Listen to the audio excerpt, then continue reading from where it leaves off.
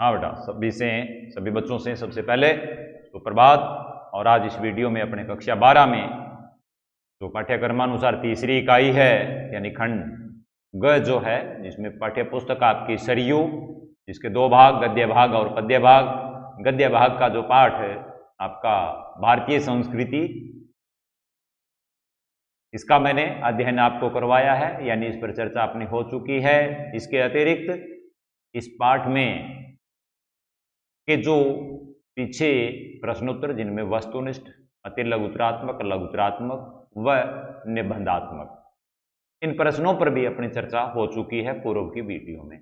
अब इस अध्याय का अंतिम प्रश्न व्याख्यात्मक प्रश्न है, यानी जो व्याख्याएं दी हैं उन व्याख्याओं के बारे में चर्चा करेंगे बेटा। तो इन्हीं पर आते हैं। देखिए बेटा, पहली है जो कवि अनाशक्त डैश डैश करके क्या कवि है।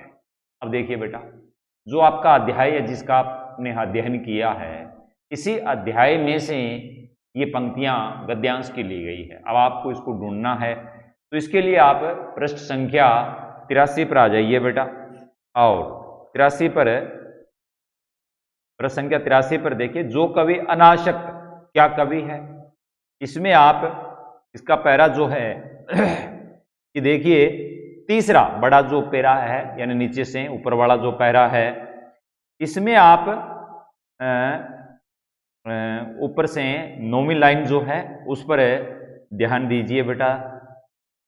इस ओर नौवीं लाइन में आकर के देखिए, जो कवि अनाशक्त नहीं रह सकता, जो फक्कड़ नहीं बन सका, जो किए कराए का लेखा जोखा मिलाने में उलझ गया, वह भी क्या कवि है। ये यहां तक की पंक्तियां आपकी व्याख्या में दी गई है। ये छोटा सा गद्यांश है।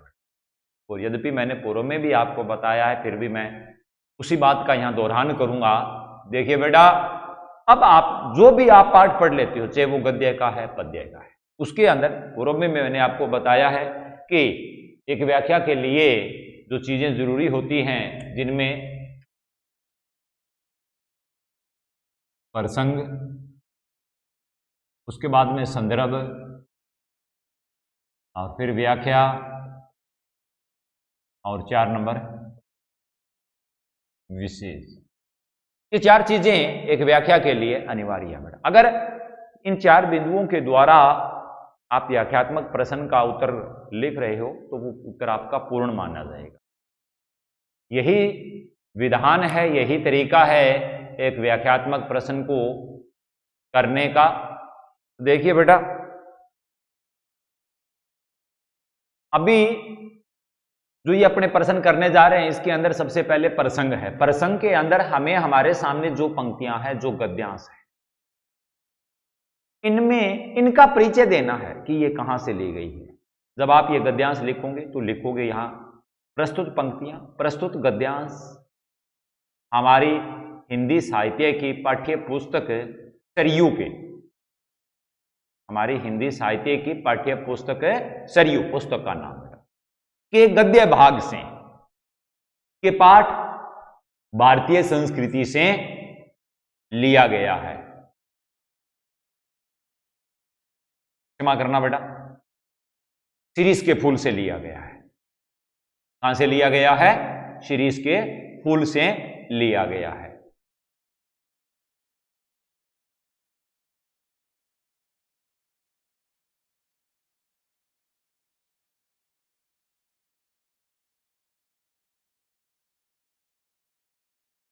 मेरा सभी बच्चों से निवेदन रहेगा कि पूर्व में मैंने इसी पाठ को, इससे पूर्व के पाठ का नाम ले दिया हो, तो उसकी जगह बेटा आप शिरीष के फूल ही पढ़े। हो सकता है मैंने रचनाकार का भी नाम, त्रुटि ये मेरी व्यक्तिगत रही है, तो मैंने हजारी प्रसाद द्विवेदी की जगह बाबू गुलाब राय अगर बोल दिया है, तो आप उसको बेटा आचार्य हजारी प्रसाद द्विवेदी माने बेटा, के लिए क्षमा करना। तो देखिए बेटा, हमें बताना है कि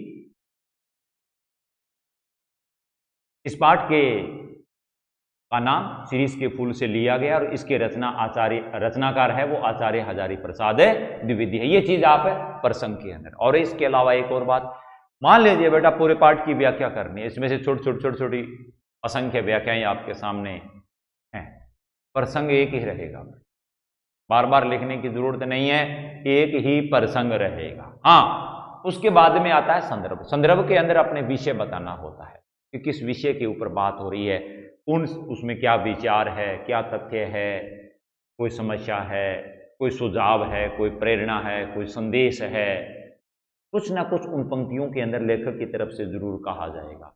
जो बात है, जो तथ्य है, जो संदेश है, जो शिक्षा है, जो विचार है, कोई समस्या आदि का जिक्र है, तो उसको अपने संदर्भ के अंदर लिख दें। फिर अपने ही शब्दों के अंदर, यानी जो हमारे सामने पंक्तियां हैं उनकी व्याख्या करनी है, उनका सरलार्थ करना है, उस सरलार्थ को यानी अपने शब्दों के अंदर करें। तो देखिए बेटा,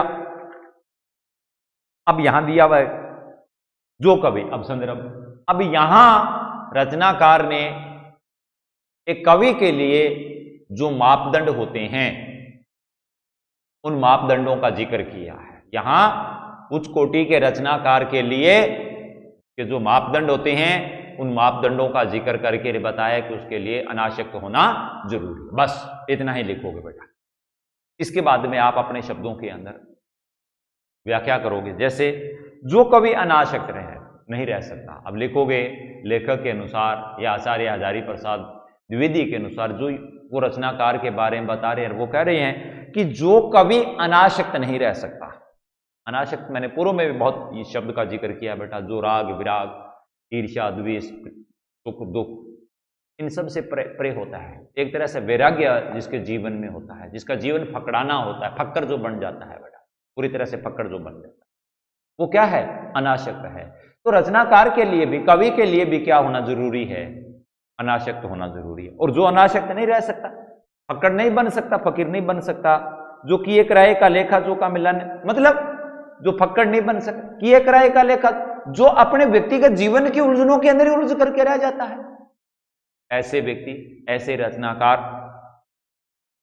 कवि नहीं है। एक कवि के लिए समाज के अंदर उसका स्थान बहुत ऊंचा है, उसका कर्तव्य बहुत बड़ा है, समाज को उससे बहुत सी अपेक्षाएं हैं, उसे समाज के लिए, वह समाज के लिए, समाज उसके लिए नहीं है। मतलब जो रचनाकार है, रचनाकार का काम है समाज की सेवा करना साहित्य के द्वारा। अब साहित्य रूपी समाज रूपी जो मंदिर है, जिसमें वो साहित्य के द्वारा साधना कर रहा है, और यहां उसको सच्ची साधना करनी है, सच्चा उसे कर्म योगी बनना है साधना के क्षेत्र में। अगर वो इसमें ईमानदारी से पेश नहीं आ पाता है, ईमानदारी के साथ वो सच्चाई का चित्रण नहीं कर पाता है, समाज को वो अपनी तरफ से कुछ नहीं दे पाता है, अगर वो व्यक्तिगत जीवन की उलझनों में उलझ करके रह जाता है, तो रचनाकार आचार्य हजारी प्रसाद द्विवेदी की नजर के अंदर वो रचनाकार नहीं है बेटा। इस प्रकार से आपकी ये व्याख्या पूरी हो जाएगी बेटा। इसके बाद में फिर आपको विशेष में 3-4 बातें बतानी होती है। पहली बात, अब इसकी हमने व्याख्या कर दी है बेटा अपने शब्दों, हम जान गए हैं, हम पहचान गए हैं कि लेखक ने क्या बताया है।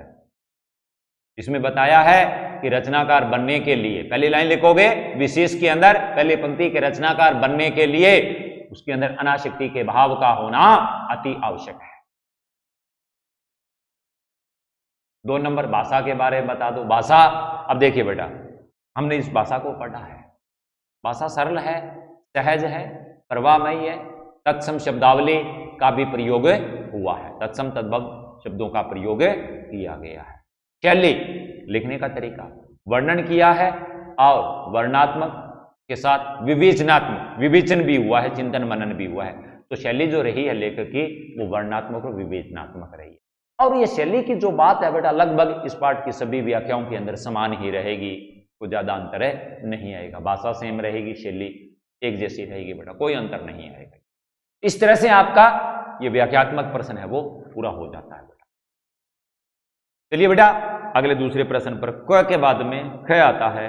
दुख हो कि सुख, अनासक्ति थी।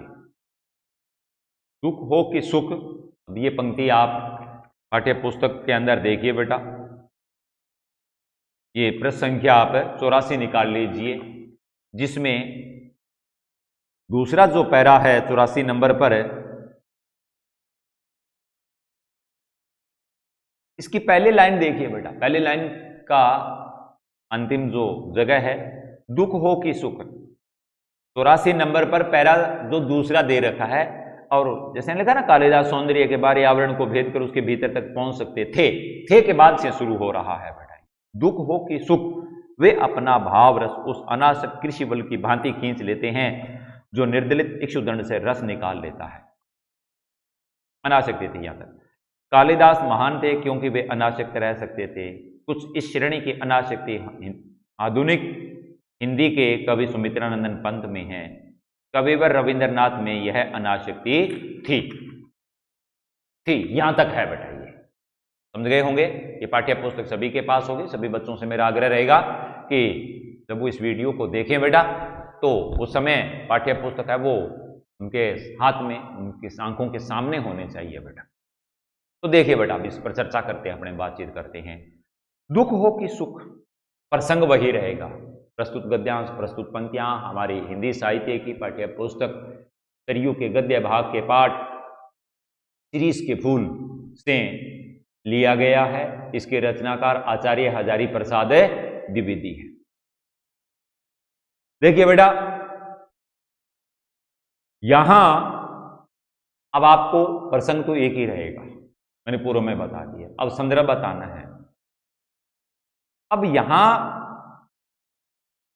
रचनाकार ने किसके बारे में बताया? दुख हो कि सुख, अपना भाव रस उस अनासक्त कृषि बल की भांति खींच जो निर्दलित इक्षुदंड से रस निकाल लेता है। कालिदास महान थे क्योंकि वे अनासक्त थे। कुछ इसी श्रेणी के अनासक्त आधुनिक हिंदी के कवि सुमित्रानंदन पंत में है, कवि रविंद्रनाथ में ये थे।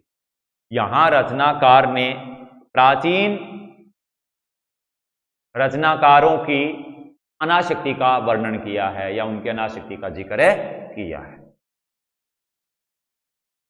फिर संदर्भ के बाद में प्रसंग, पहले परिचय आ गया, फिर ये शब्द लिख करके इस तरह से आप इसका संदर्भ तैयार करोगे, और फिर उसके बाद में व्याख्या। अब व्याख्या करोगे सरल शब्दों के अंदर। दुख हो कि सुख, आचार्य हजारी प्रसाद द्विवेदी या लेखक कह रहे हैं कि चाहे दुख की व्यक्ति के सामने स्थिति हो और चाहे सुख हो, कैसी भी हो। यहां महान कवि कालिदास के बारे में बताया है। प्राचीन कवि हमारे जो कालिदास है, उनके बारे में वर्णन करते हुए कह रहे हैं कि उनके सामने चाहे परिस्थिति कैसी भी क्यों ना हो, चाहे सुख की हो और चाहे दुख की हो। कहने का मतलब परिस्थिति चाहे अनुकूल और चाहे प्रतिकूल है, वे अपना भावरस उन विपरीत परिस्थितियों में से भावरस, भावनाओं का जो रस है, अनासक्त कृषि बल की भांति खींच लेते हैं। क्योंकि उनमें क्या थी? अनासक्ति थी। और दूसरा अनासक्त उन्होंने किसको माना है? किसान को। कृषि बल किसान को कहते हैं बेटा। किसान की तरह, उस अनासक्त किसान की तरह खींच लेते हैं, जो क्या करता है? निर्दलित इक्षुदंड, निर्दलित अच्छी तरह से इक्षुदंड, गन्ने में से क्या कर लेता है किसान? रस निकाल लेता है। उसी तरह निचोड़ करके उसको, उसी तरह से जो कालिदास थे वो अनासक्त किसान की तरह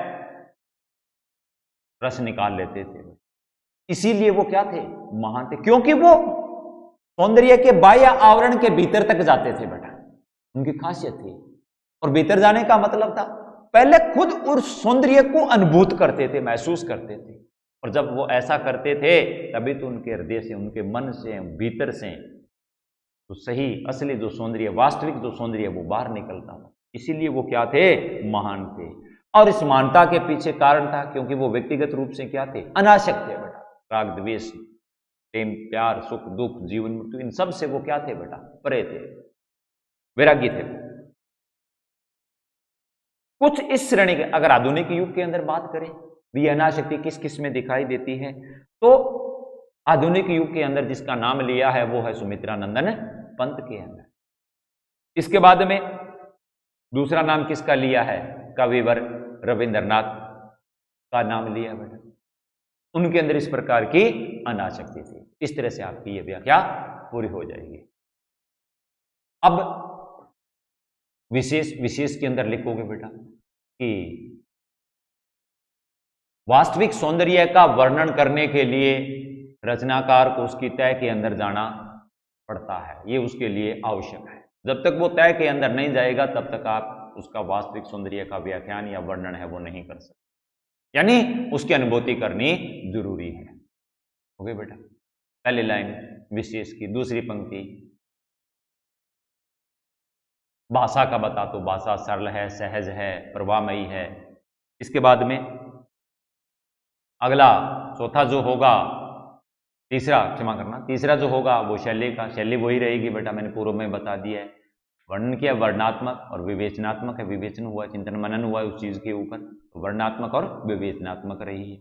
इस तरह से आपकी ये दूसरी व्याख्या पूरी हो जाएगी बेटा। चलिए बेटा क और ख दो व्याख्याएं हो गई है। ख के बाद में ग पर, क्यों मेरा मन आज कहां, यहां तक है। क्यों मेरा मन आज कहां है। अब ये आप प्रश्न संख्या 84 पर देखिए बेटा, और इसमें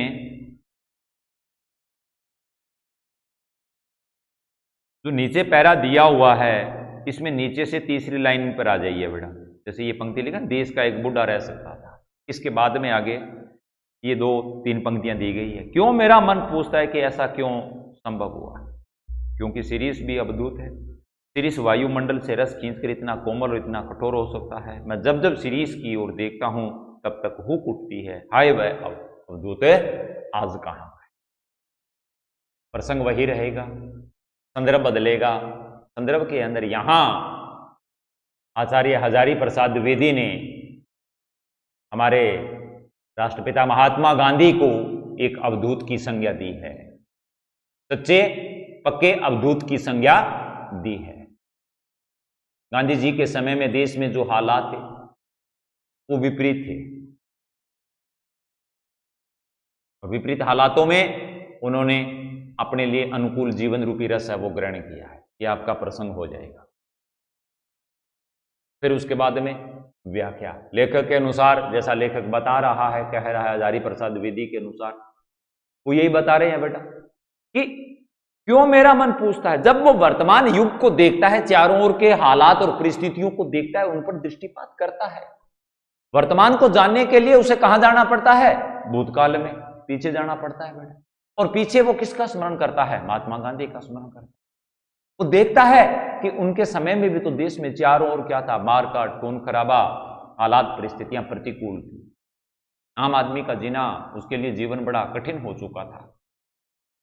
उन विषम परिस्थितियों के चलते हुए भी महात्मा गांधी जी ने अपने लिए क्या निकाला, जीवन रूपी रस निकाला, देश को आजाद करवाया, अंग्रेजों की दास्ता से मुक्ति दिलाई, समाजवाद की आगे चल करके उनको स्थापना भी करनी थी।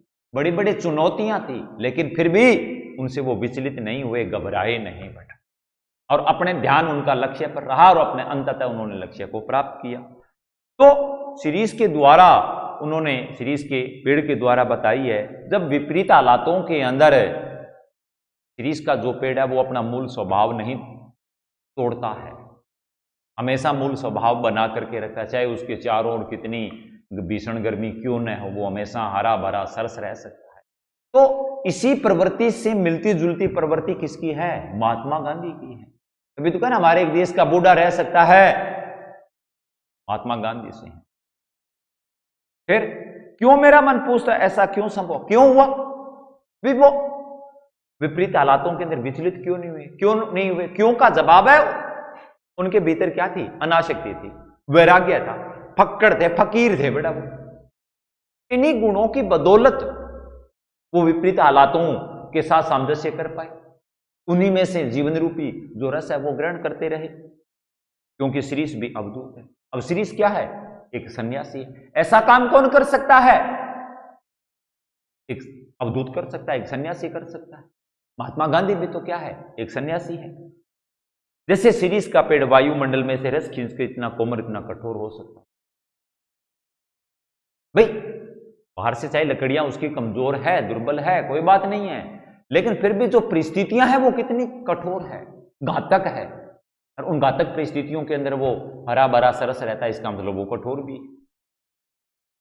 अगर सीरीज रह सकता है तो जैसी प्रवृत्ति सीरीज की है वैसी प्रवृत्ति किसकी रही है? महात्मा गांधी की रही है, वो रह सकते हैं। मैं जब जब सीरीज की ओर देखता हूं तब तक हुक टीस वर्तमान युग को रचनाकार आधार मान करके कह रहा है बड़ा, आज के हालात परिस्थितियों को देखता हूं, भीतर मेरे कसक एक टीस एक पीड़ा पैदा होती है। आए वह अवधूत आज कहां, वह अवधूत वह सन्यासी युगीन परिस्थितियों को आधार मान करके लेकर कह रहा है कि इन परिस्थितियों पर विजय गांधी जी जैसा आचरण, गांधी जी जैसा स्वभाव, गांधी जैसी प्रवृत्ति है जीवन में अपना करके ही इन परिस्थितियों से लड़ा जा सकता है, इनके ऊपर विजय प्राप्त की जा सकती है। आपकी व्याख्या पूरी, विशेष विशेष में 1 नंबर में बताओगे लेखक ने महात्मा गांधी को सीरीज के पेड़ के समान एक पक्का अवधूत बताया है। जो यह सीरीज जो होता है वो बुरे हालातों में अपना मूल स्वभाव नहीं तोड़ता, ठीक इसी प्रकार से गांधी जी ने विपरीत परिस्थितियों ने अपना संयम नहीं तोड़ा क्योंकि उनमें अनासक्ति थी। 2 नंबर भाषा सरल है, सहज है, प्रवाहमयी है, शैली वही हो जाएगी बेटा, वर्णन किया गया वर्णनात्मक और विवेचनात्मक। और अगर यहाँ एक और जोड़ने उपदेश भी दिया गया है गांधी जी के उदाहरण के द्वारा तो उपदेशात्मक भी है, ये भी आप शैली के अंदर लिख सकते हो। तो इस तरह से आपकी ये तीसरी व्याख्या है वो पूरी हो जाएगी। इसके बाद में अंतिम व्याख्या आती है, जब उमस से प्राण प्रचार करता रहता है। जब उमस से प्राण, देखिए बेटा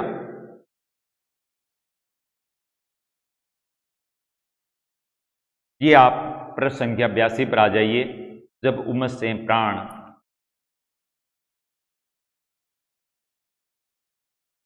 और दूसरा जो पैरा है 82 प्रश्न संख्या 82 पर जो दूसरा पैरा है और दूसरे पैरे के ऊपर से 9वीं लाइन है, जो लाइन है निर्घात फूल का रहता है, निर्घात फूल का रहता है, इसके आगे शुरू हो रही है, इसके आगे से शुरू हो रहा है। जब उमस से प्राण उबलता है और लू से हृदय चूकता रहता है, एकमात्र सीरीज कालजयी अवधूत की भांति जीवन की अजयता का मंत्र प्रचार करता है। यहां तक है, प्रसंग वही रहेगा। संदर्भ में यहां आचार्य प्रसाद द्विवेदी ने सीरीज पेड़ की जो विशेषताएं हैं, जो उसकी गुणवत्ता है कि वो विपरीत हालातों में अपना मूल स्वभाव त्यागता नहीं है, उसका जिक्र किया है। यह आपका क्या हो जाएगा? संदर्भ हो जाएगा। अब आपको क्या करनी है बेटा? इसकी व्याख्या करनी है अपने शब्दों के अंदर लेखक के अनुसार कि जब उमस से, लेखक ने बताया सीरीज पेड़ की गुणवत्ता के बारे में, उसकी विशेषता के बारे में बताते हुए कहते हैं कि जब जेठ आषाढ़ का महीना होता है, प्रचंड गर्मी पड़ती है, वनस्पति जगत के पेड़ पौधे मुरझा जाते हैं, जीव जंतु पक्षी सब त्राहिमाम कर रहे होते हैं, संपूर्ण धरती निर्धूम अग्नि का कुंड बन जाती है उस समय, और उमस से प्राण उबलते रहते होते हैं और लू से हृदय सूखता रहता है। इन विपरीत हालात और परिस्थितियों के अंदर एकमात्र वनस्पति जगत का पेड़ है और वह है सीरीज का, जो कालजयी अवधूत की भांति, जो किसके समान है? काल पर विजय पाने वाले सन्यासी की भांति। कालजयी अवधूत का काल पर विजय पाने वाले सन्यासी की तरह अजयता का, अजय की विपरीत और परिस्थितियों के अंदर वो उनसे हारा नहीं है, वो उनके आगे पराजित नहीं हो रहा है, वो हरा भरा और सरस बना रहता है, मूल स्वभाव अपना बनाए रखता है। वो यही उसकी क्या है? अजयता है।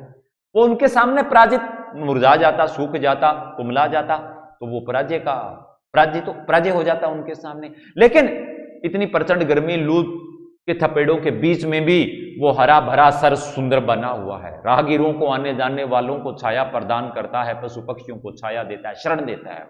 इसका मतलब वो क्या है? विपरीत हालातों के अंदर है, अजय है। तो इन विपरीत परिस्थितियों के अंदर केवल एकमात्र कालजयी अवधूत की तरह अजयता का मंत्र पढ़ने वाला कौन है? सीरीज का पेड़ है।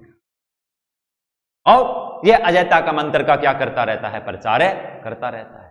तो यहां लेखक ने सीरीज के पेड़ की जो विशेषताएं हैं, उसकी जो गुणवत्ता है, उसका यथार्थ चित्रण पाठक के सामने किया है। ये हो जाएगी आपकी व्याख्या। इसके बाद में फिर विशेष के अंदर वही 3 बिंदु। पहला विशेष, यहां लेखक ने 1 नंबर में लिखोगे, लेखक ने यहां सीरीज पेड़ की जो उपयोगिता है या उसकी जो विशेषता है उसका लेखक ने वर्णन किया है। 2 नंबर में भाषा वही रह जाएगी, सरल है, सहज है, प्रवाहमयी है, तत्सम तद्भव शब्दावली का प्रयोग किया गया है। आओ शैली के अंदर वर्णात्मक और उसके बाद में विवरणात्मक रही, वर्णात्मक और विवरणात्मक रही। इस तरह से आपका ये पाठ जो है बेटा वो पूरा हो रहा है। लेखक परिचय हो गया, लेखक परिचय के बाद में उसका मूल जो भाव है, संदेश जो है वो बताया, फिर पाठ की व्याख्या करवाई और फिर पाठ के समस्त जो प्रश्न है उन पर अपनी चर्चा हो गई है। तो इस वीडियो में इतना ही, और अगला पाठ है वो अगली वीडियो में करेंगे। तब तक के लिए धन्यवाद।